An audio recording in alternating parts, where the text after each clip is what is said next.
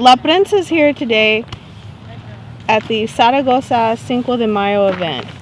Can you tell me a little bit about this event? How many years has this been going on?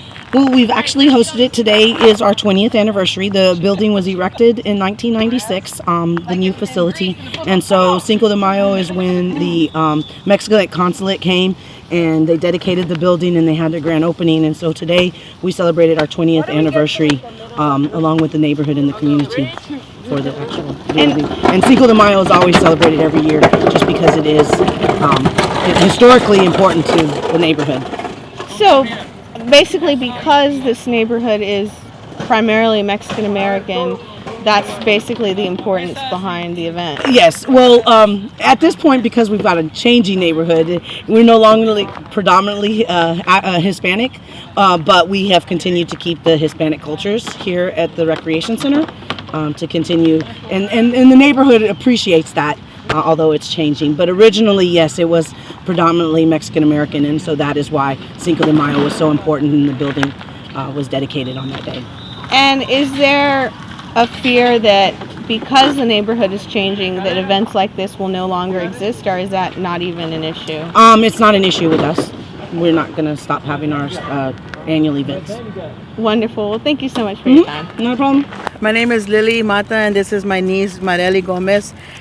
This is our third year coming out to the Parque Zaragosa festival they had for the Cinco de Mayo. We really enjoyed the program, and we had a lot of fun tonight with all the dancing and games and different things that the kids did for the Cinco de Mayo program. We love it. Thank you. Thank you so much. You're welcome. My name is Johnny, and today was awesome. I loved all the games. What kind of activities did you especially enjoy? The gara and the mariachi, and Oh, so you enjoy mariachi music? yeah.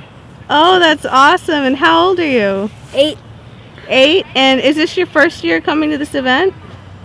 No, Oh, third year. This is your third year. Mhm. Wow, that's awesome. Well, thank you so much. Mhm. Thank you. You're welcome. Hello, I'm here today with La Prensa. Miss, can you tell me a little bit about this event and what brought you out here tonight? Well, my father-in-law just is right around the corner from here on Francisco Street. We heard the music playing, and we got here the last 10 minutes, but as far as that I saw, I thought it was cool. A lot of free events to do and jumping balloon for the little ones. Thought it was pretty cool, though. And how many generations has your family lived in East Austin? Are you a longtime resident of East Austin? Yes, ma'am. Yes, ma'am, we are. It's like about 4 generations already. From my age on up, 4 generations now. Below, we still got my granddaughter and my kids, so 4, 5, 6, and many more to go. That's wonderful. How do you feel about all the changes to the area? Change is good. Change is good? is good.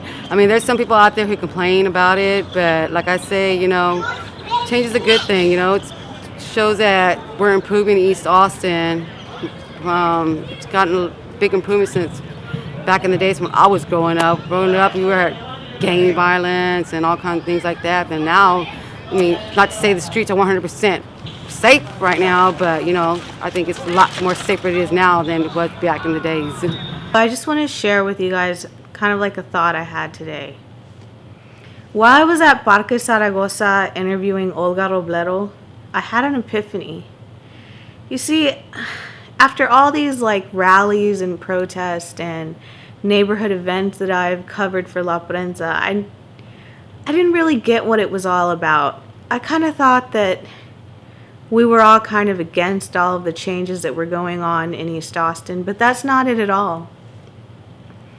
Today I realized that it wouldn't make any sense for us to be against the changes that are going on in the neighborhood, because a lot of the changes are positive. Like, the streets are being beautified, the neighborhood is being beautified. What we're really against is the long-term residents that have been here for generations. What we're against is them being displaced. It's kind of like somehow the universe is telling all of us that now that the neighborhood is being beautified, now that we don't have to worry about a power plant being here, or it kind of like being the slums, that we all have to leave. You see, the horrible thing about segregation, racism, whatever it may be, is that after a while you start to believe it. After a while you start to think, hey, I'm not as pretty as the girls in the magazines because I don't have blonde hair and blue eyes. And you see, by all of us leaving and kind of like selling out, or, us not sharing information with each other to try to stay, we're all kind of buying into that crap that, we don't deserve to be here, and, that the beautiful, desirable parts of town are only for, a certain class or a certain race or a certain kind of person.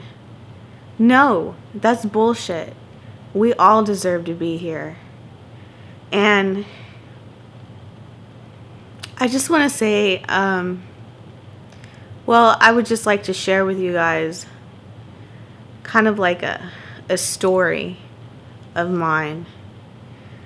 Growing up, I remember my mother always talking about her grandfather's tortilla factory. And kind of like as a youth or whatever, I would walk down the street and kind of stare at the building, and I would see the sign, the Tony's Tortilla Factory. And I would imagine, my mother burning her fingers on a hot corn tortilla or whatever. And one day I walked by and realized that it was the silo.